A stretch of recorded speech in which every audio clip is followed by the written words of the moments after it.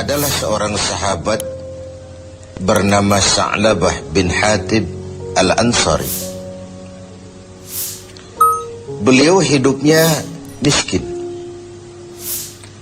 tetapi kemiskinannya sama sekali tidak mengurangi kekuatan ibadahnya.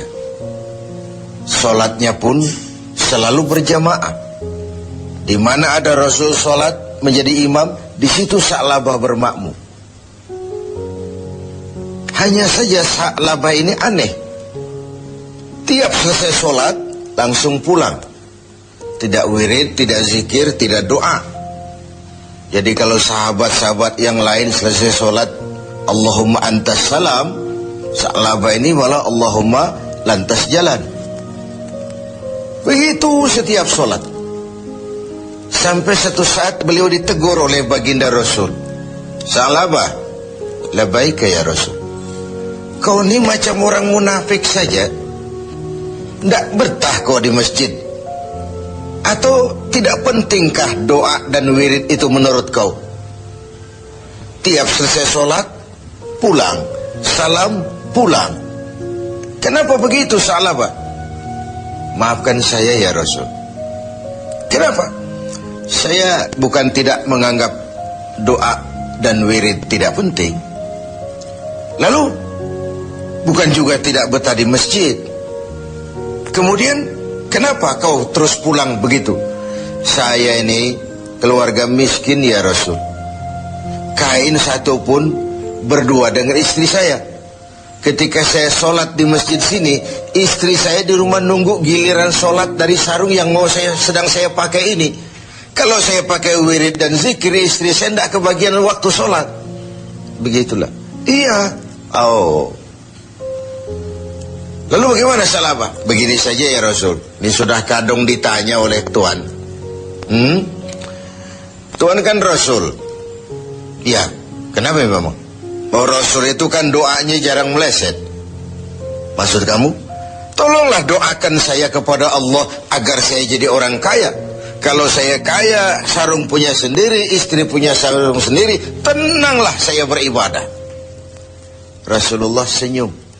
Kemudian bilang, Sa'labah, saya ya Rasul. Kau kan orang Islam? Iya. Bagi orang Islam contoh yang paling utama itu siapa? Ya Tuhan ya Rasul. Kau lihat saya kaya? Tidak. Lalu kenapa kau mau minta kaya? Begitu ya? Iya, sudah, pulang saja. Pulanglah Sa'labah. Esoknya ketemu lagi dengan Rasul. Gimana Sa'labah? Sudahlah Rasul, doakan saja supaya saya jadi orang kaya. Sa'labah, saya ya Rasul. Qalilun tuaddi syukrahu khairun min kasirin la tutiquhu. Sedikit kamu syukuri itu jauh lebih baik daripada banyak tapi kau tak kuat mengembannya. Sudah, pulang saja. Baik ya Rasul. Hari ketiga kemudian ketemu lagi dengan baginda Rasul. Kali ini sudah dengan tekad yang bulat. Bagaimana Sa'labah? Sudah ya Rasul. Sudah bagaimana? Sudah saya pikir. Lalu, iya sih syukur-syukur. Tapi kalau sarung satu dipakai berdua, sulit juga syukurnya. Sudahlah, doakan saja kepada Allah agar saya jadi orang kaya. Kalau saya kaya, saya akan sedekah, saya akan sholat berjamaah. Wal'ati kullazi haqqin haqqah. Tiap orang akan saya berikan haknya. Pokoknya bereslah kalau saya jadi kaya nanti. Begitu permintaan Sa'labah.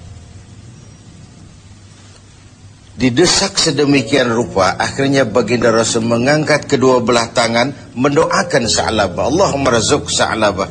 Ya Allah, berikan rezeki kepada Sa'labah. Oleh baginda Rasul, Sa'labah dihadiahkan seekor kambing betina yang sedang hamil.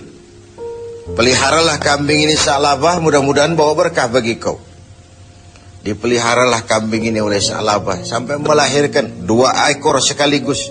1 menjadi 3, 3 menjadi 5, 5 menjadi 7. Makinlah hari kambingnya makin banyak berkembang biak.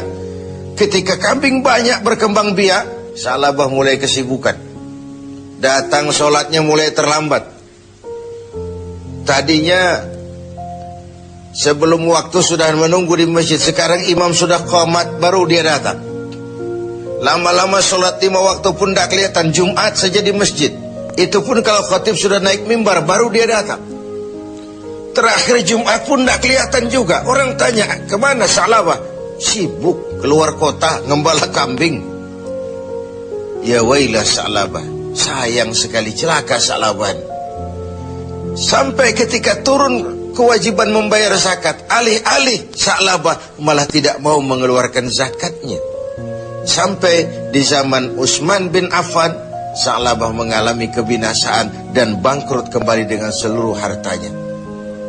Pemirsa TV7, riwayat ini adalah sebuah potret bagaimana seorang Sa'labah diuji dengan kemiskinan, dia lulus. Tapi saat diuji dengan kekayaan, dia gagal, berantakan. Ketika miskin dia hamba Allah, setelah kaya dia pindah menjadi hamba harta. Sikap ini mencerminkan tidak istiqamah, tidak punya pendirian yang tetap dalam menjaga nilai kehambaan di hadapan Allah Subhanahu wa ta'ala.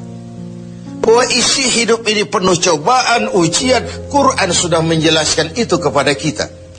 وَلَنَبْلُوَنَّكُمْ بِشَيْءٍ مِّنَ الْخَوْفِ وَالْجُوعِ وَنَقْصٍ مِّنَ الْأَمْوَالِ وَالْأَنفُسِ وَالثَّمَرَاتِ. Dan pasti, dengan lamu taukid, وَلَنَبْلُوَنَّكُمْ, dan pasti kami akan uji kamu dengan sebagian kecil dari apa? Minal khauf, rasa takut. Kadang dalam hidup kita dihinggapi rasa takut yang tidak beralasan. Sudah kaya takut kalau jatuh miskin. Sudah punya kedudukan takut kalau diambil orang. Takut kalau ada mutasi. Takut kalau harus turun jabatan. Sudah hidup takut kalau mesti mati. Takut yang sering tidak beralasan. Wal khauf, rasa lapar. Secara makro, khauf dan ju ini kan masalah hankam dan ekonomi, keamanan dan kemakmuran. Sering kali kita diuji dengan ini. Hilangnya rasa aman, ekonomi gonjang-ganjing, ini mahal, itu mahal, ini naik, itu naik. Lapangan kerja sulit, persaingan hidup tajam. Apalagi sudah masuk pertengahan Ramadan ke atas, orang sudah konsentrasi, mau mudik lah, mau lebaran lah. Sehingga konsentrasi ibadah pun sering buyar. Tengoklah pertengahan Ramadan ke atas ini, masjid-masjid separuh saja pun sudah bagus dia. Safnya semakin maju, artinya orangnya semakin kurang. Pemirsa TV7 yang berbahagia, ujian itu juga dalam bentuk wanaksim minal amwal, kekurangan harta, kehilangan, rampok, kecurian. Wal anfus, kekurangan jiwa, kematian. Wathamarat, kekurangan buah-buahan. Menghadapi ujian-ujian, cobaan-cobaan itu, Allah memberikan sandaran. Wabasyiris sabirin, berikan berita gembira kepada orang-orang yang sabar menghadapi segala macam ujian tadi. Siapa orang yang sabar? Alladzina iza asabathum musibah qalu inna lillahi wa inna ilaihi raji'un. Yang apabila mendapat suatu cobaan segera sadar segalanya dari Allah dan segalanya pun akan kembali kepada Allah. Ada baiknya kita angkat satu potret lain, potret Nabi Ayub alaihi salam. Nabi Ayub sebelumnya adalah orang yang kaya. Beberapa rasul memang kaya. Binatang ternaknya banyak, sawah ladangnya luas, rumahnya bagus. Iblis tidak senang kalau ada orang semut-semut saja, jalan-jalan normal baik-baik saja. Iblis dilapor, Tuhan, hambamu yang namanya Ayub itu mau ibadah karena kaya dia. Coba kalau dia jatuh miskin, selesai ibadahnya itu. Allah bilang, iblis, aku tahu Ayub itu hambaku yang ikhlas. Saya buktikan Tuhan, silakan. Iblis pun turun ke alam ini menggoda Nabi Ayub. Mula pertama dia binasakan binatang ternak Nabi Ayub, lalu dirusak sawah ladangnya, sehingga praktis dalam waktu singkat Nabi Ayub jatuh dari orang paling kaya menjadi orang paling miskin. Dan itu tidak mudah. Dan itu tidak mudah. Mudah mengalami frozen emotional attitude, shock. Sudah begitu iblis datang menemui Nabi Ayub yang sedang ibadah di mihrab dalam masjid.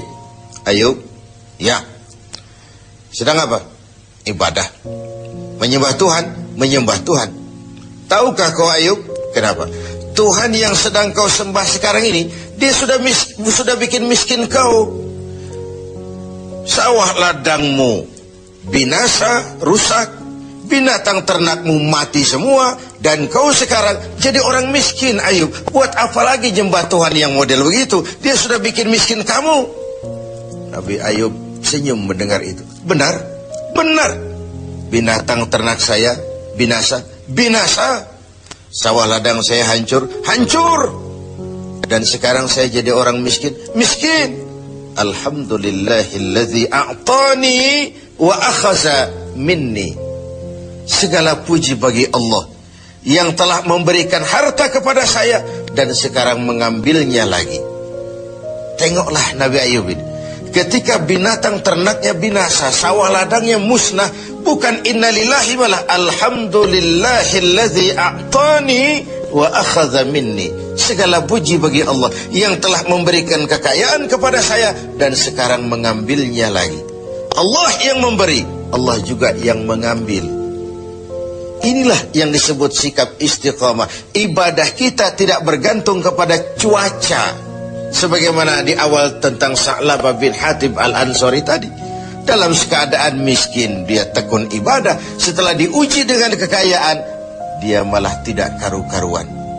Karena itu penting bagi kita menjaga sikap istiqamah untuk tetap konsisten dan konsekuen sebagai hamba Allah dalam segala keadaan, dalam segala situasi, sehingga nilai kehambaan itu mempunyai nilai yang istiqamah.